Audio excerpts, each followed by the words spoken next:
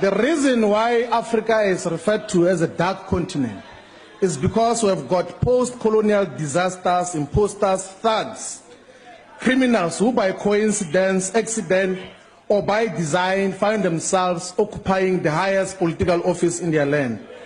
These include Obiang Basako of Equatorial Guinea, Paul Biya of Cameroon, Blaise Compaoré of Burkina Faso, General Sani Abacha of Nigeria, Jose Eduardo dos Santos of Angola, Idi Amin Dada of Uganda, Mobutu Sese Seko of a country named Zaire, and unfortunately, Mr. Jacob Zuma of a country is going to soon name Guptaland.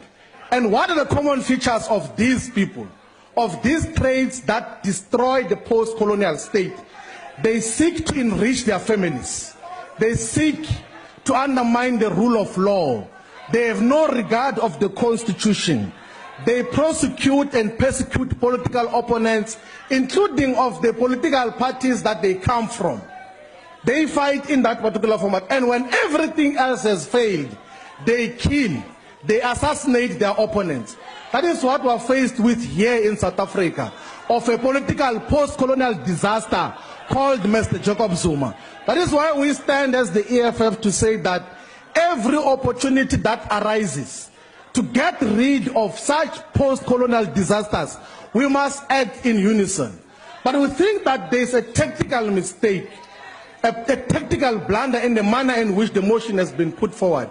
Because we believe that the liberation movement itself should have found it in its own conscience to act against a Mr. Jacob Zuma who has abdicated his responsibility as a leader of our country and gave it to a family. It's a matter of fact, it's a common cause that some of the ministers who serve in cabinet here were appointed on the instruction of the Gupta family. Mr. Zwane was appointed by the Guptas. They worked with him in the Free State. That is why immediately after appointment, he went with them to negotiate a deal in Switzerland. Mr. Van Rooyen was appointed by the Gupta family.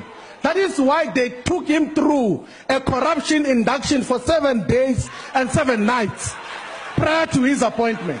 That is what we're dealing with, and then you stand here and say that we must still defend a president who has been found by the Constitutional Court to have failed to uphold, defend, and protect the Constitution. What are we dealing with here?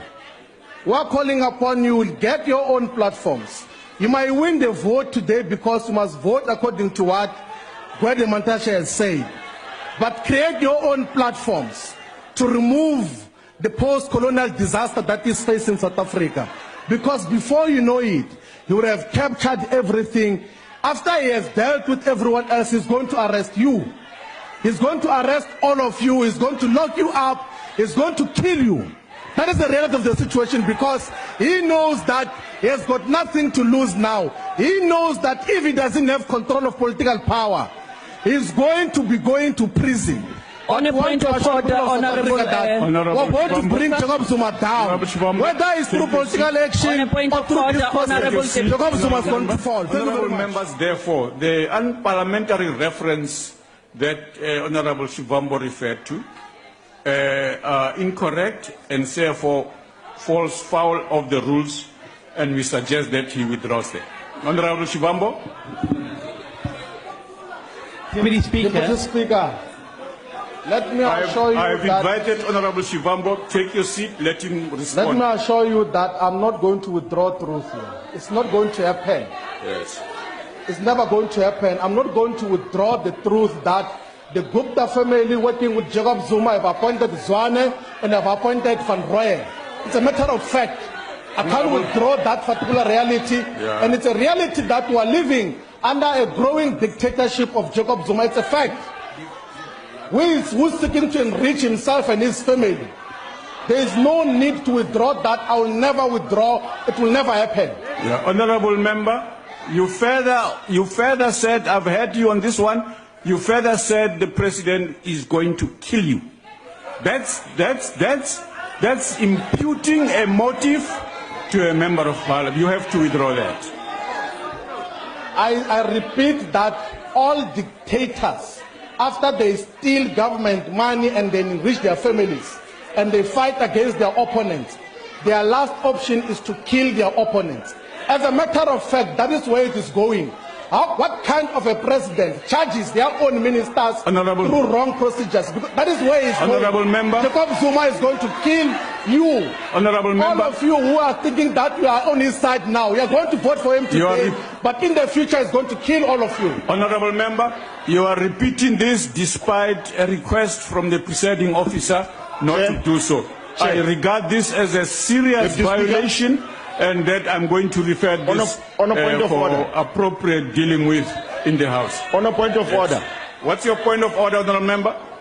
Deputy, you know, we cannot curtail debate in this House through these spurious things that you are naming here. First of all, we have a right to debate in this House. If you are making these things of substantive motion, a substantive motion was made in this House to discuss state capture, I think about 3 weeks ago.